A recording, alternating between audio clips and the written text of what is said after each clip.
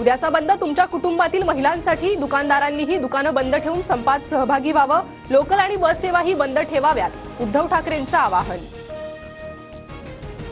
अत्यावश्यक सेवा वगळता उद्या दुपारपर्यंत कडकडीत बंद पाळा. विकृती विरोधात संस्कृती असा हा बंद. मुलीबाळींच्या सुरक्षिततेसाठी सुजाण सुसंस्कृत नागरिकांनी बंदमध्ये सहभागी व्हावं. उद्धव ठाकरेंचं आवाहन. राज्यभरात मुलींवरील अत्याचाराच्या घटनेत वाढ. लेकीबाळींच्या भवितव्याचे जनमत करण्यासाठी उद्याच्या बंदमध्ये सहभागी व्हा. शरद पवारांचं आवाहन. सरकारने पोलिसांच्या माध्यमातून दादागिरी करू नये. महाराष्ट्र बंदचा फज्जा केल्यास निवडणुकीत जनता तुमचा फज्जा उडवेल. उद्धव ठाकरेंचा सरकारला इशारा. दोरखंड्याच्या विळख्यात आंदोलकांना आणलं. या पोलिसांना पहिले अटक करा. बदलापूरमधील आंदोलकांवरील गुन्हे मागे घ्या, नाहीतर रस्त्यावर उतरू. उद्धव ठाकरेंचा सरकारला इशारा. उद्याचा महाराष्ट्र बंद विरोधात सदावर्तेंसह इतरांची हायकोर्टात याचिका. बंद करणाऱ्यांवर कायद्यानं कारवाई केली जाईल. राज्य सरकारतर्फे महाधिवक्ता सराफ यांचं कोर्टात स्पष्टीकरण. महाविकास आघाडी बंद बेकायदेशीर, तर पवार ठाकरे कायदेपेक्षा मोठे नाहीत, त्यांना अटक करावी लागेल. उद्याचा बंद गलिच्छ राजकारणासाठी. गुणरत्न सदावर्तेंची टीका. ठाकरेंच्या सीएम पदाच्या भूमिकेवर काँग्रेस नेते नाराज. सध्या सीएम पदाबाबत चर्चा नको. राज्यात महाविकास आघाडी सरकार आणणं महत्त्वाचं. काँग्रेसमध्ये चर्चा झाल्याची सूत्रांची माहिती.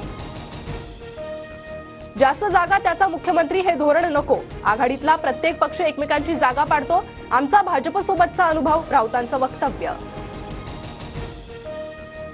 महाविकास आघाडी सत्तेत आल्यास हायकमांड ठरवेल त्याप्रमाणे मुख्यमंत्री होईल. मुख्यमंत्री पदावरील प्रश्नावर काँग्रेस प्रदेशाध्यक्ष नाना पटोलेंचं वक्तव्य.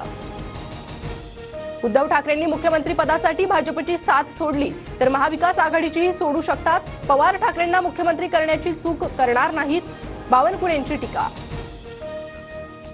निवडणुका असल्यानं मला सुरक्षा दिली असावी. माझ्या दौऱ्याची खात्रीलायक माहिती मिळण्याची व्यवस्था असू शकते. झेड+ सुरक्षा मिळाल्यानंतर शरद पवारांना शंका. महाराष्ट्र पोलिसांवर केंद्रीय गृहमंत्र्यांचा विश्वास नाही का? पोलीस यंत्रणा कुचकामी असल्यानं शरद पवारांना सीआरपीएफ सुरक्षा. संजय राऊतांची टीका.